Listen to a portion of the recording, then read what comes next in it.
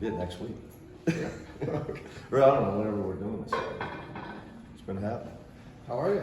You know, undefeated. I love this time of year. This time of year is my favorite time of year.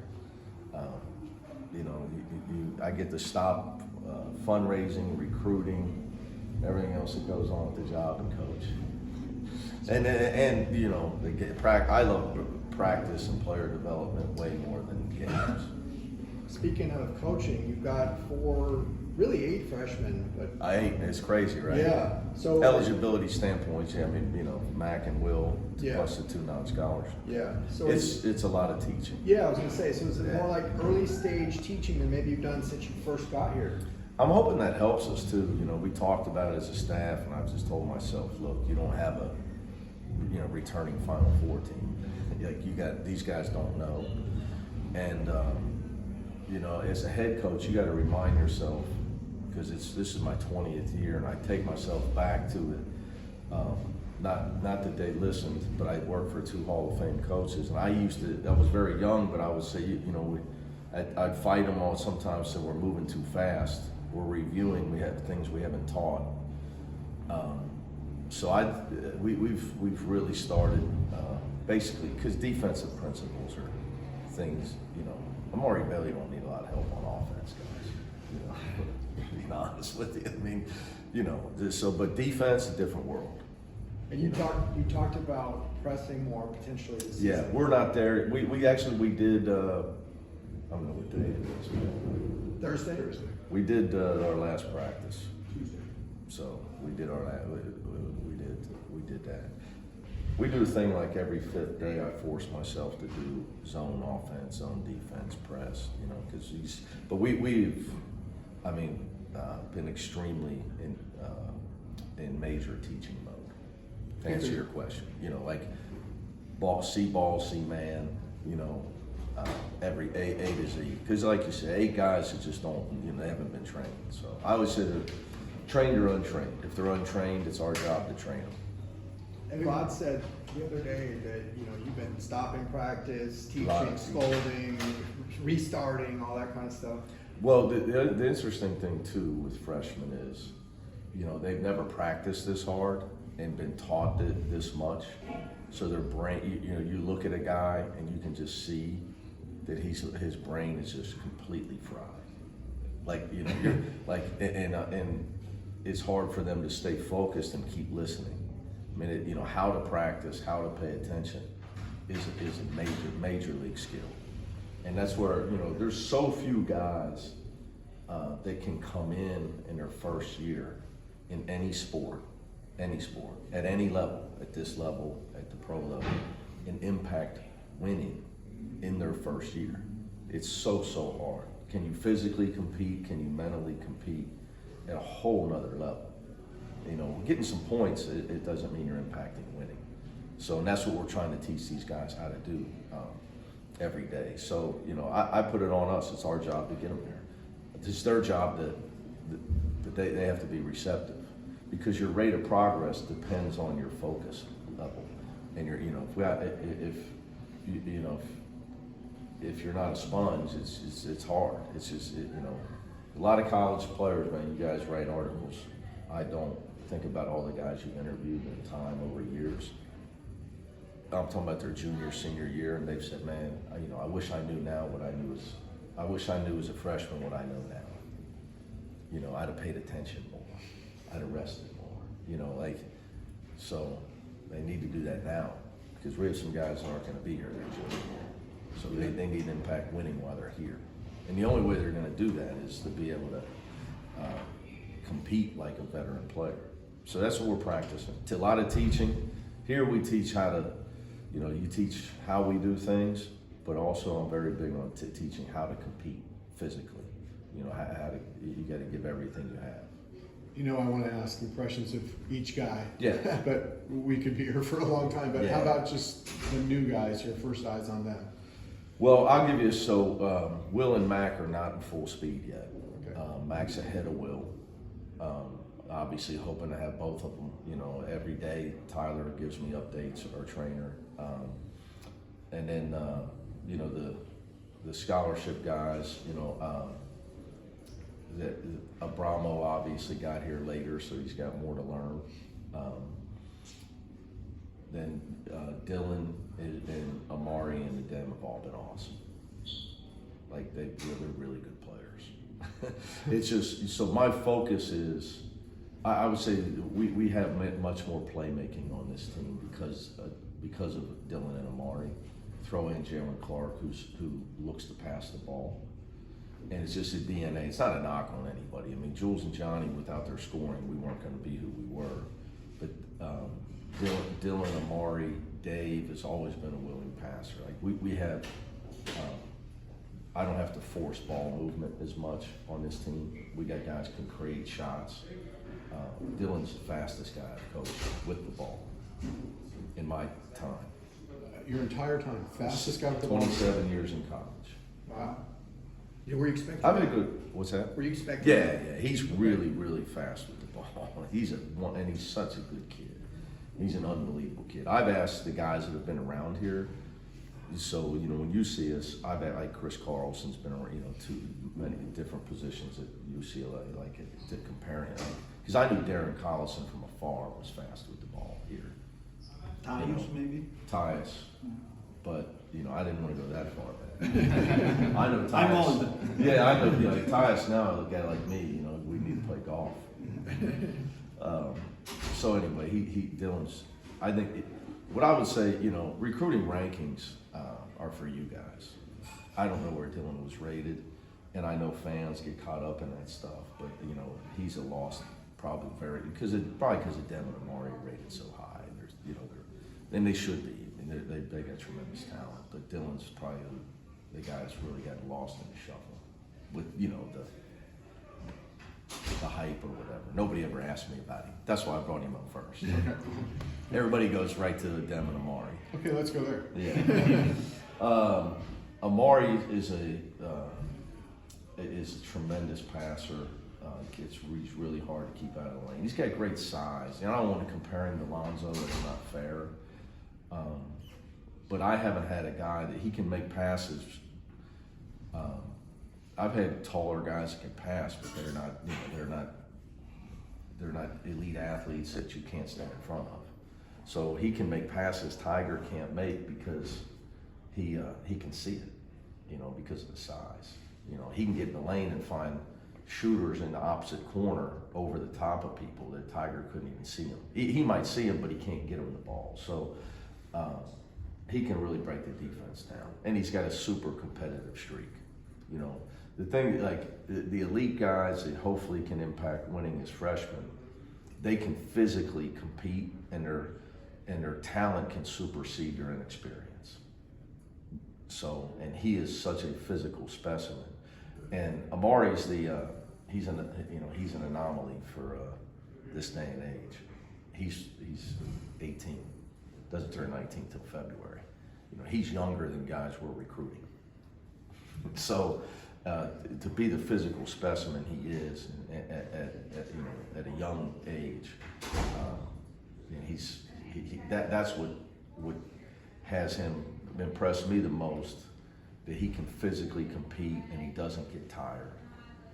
We'll see. It's still early though. It's October 6th. I better know what day it is, especially today. What do you like about Abramo? Abramo is highly competitive, which, if you know me, you know that's what I'm all about. So I think if you play hard and work hard, obviously you have to have some talent. So Abramo's 6'6", he's very athletic, and he plays hard.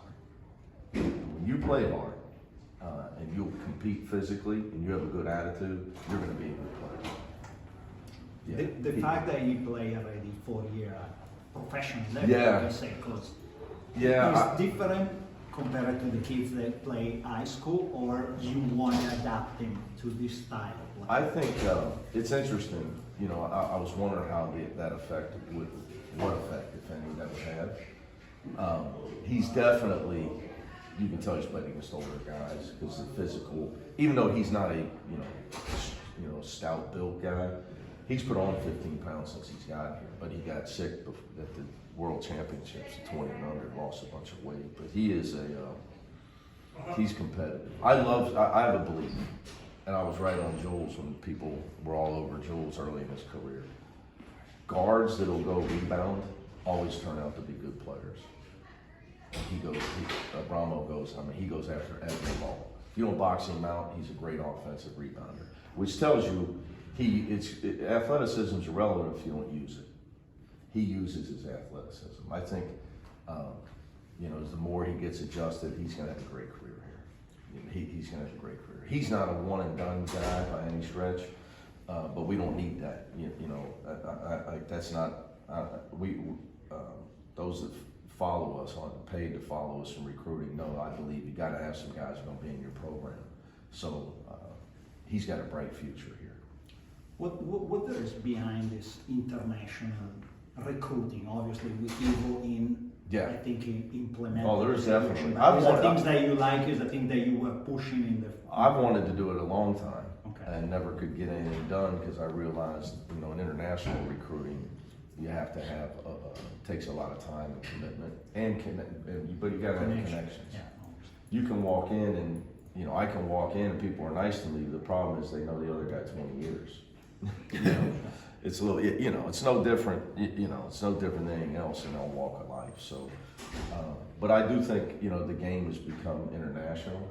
I thought that for a while. I'm at a worldwide. UCLA's got a worldwide brand. It's the perfect place to be able to recruit internationally. It's a recruiting pitch, but if I'm an international student and I'm going to come to the United States, I think I'd rather come to Hollywood and LA than some of these other places.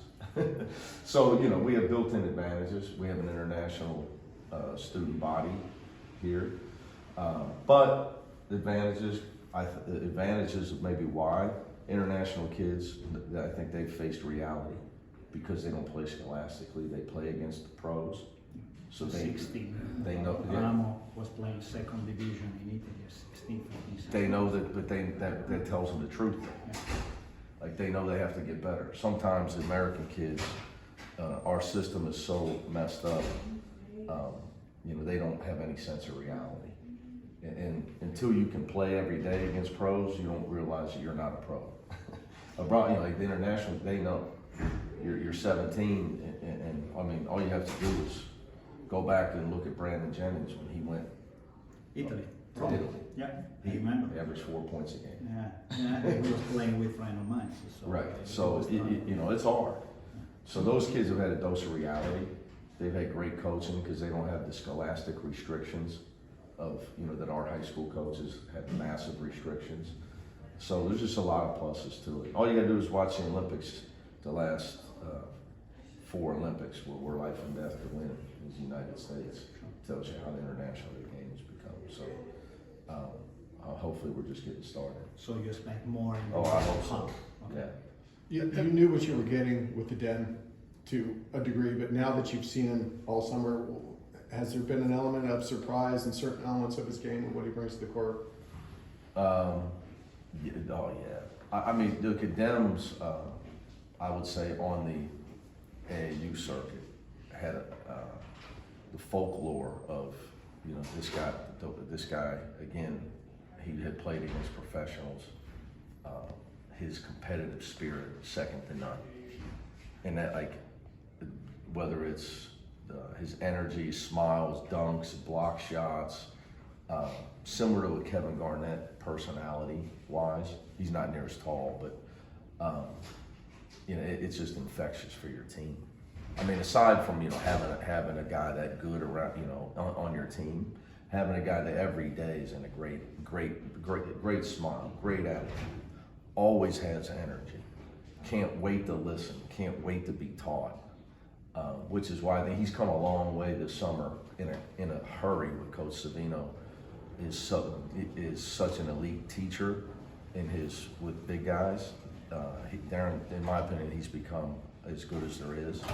That at Dem's rate of progress, because his talent level and his attitude has been really, really impressive. He's better offensively than I thought.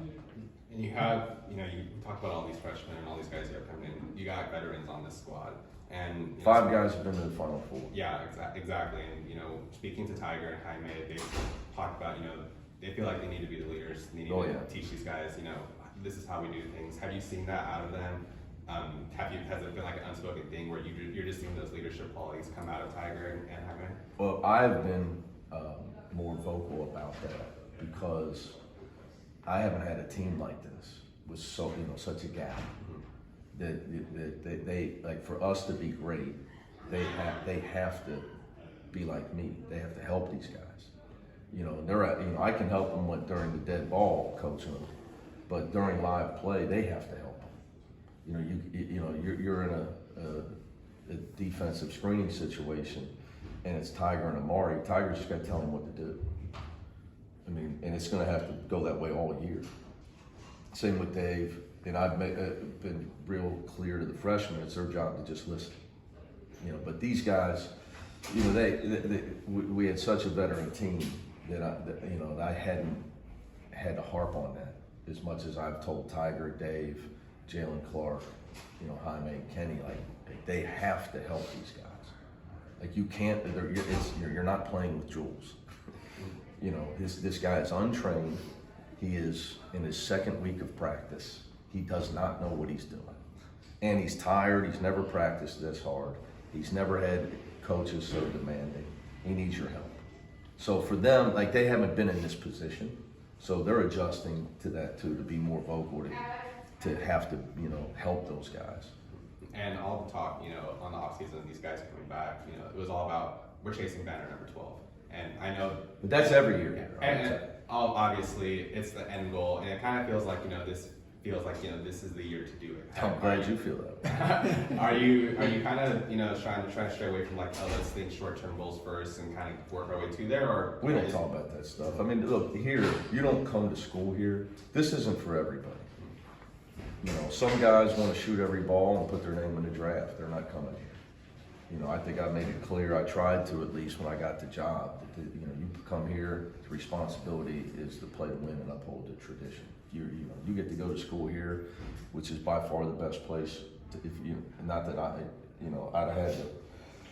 I'd probably had to have a little more discipline to get in here, but if I could do it all over again, if you could pick a school, so this is the best place. It's not even close. So for an 18-year-old, so if we're going to let you put this jersey on, these 4 letters, you're going to play to win.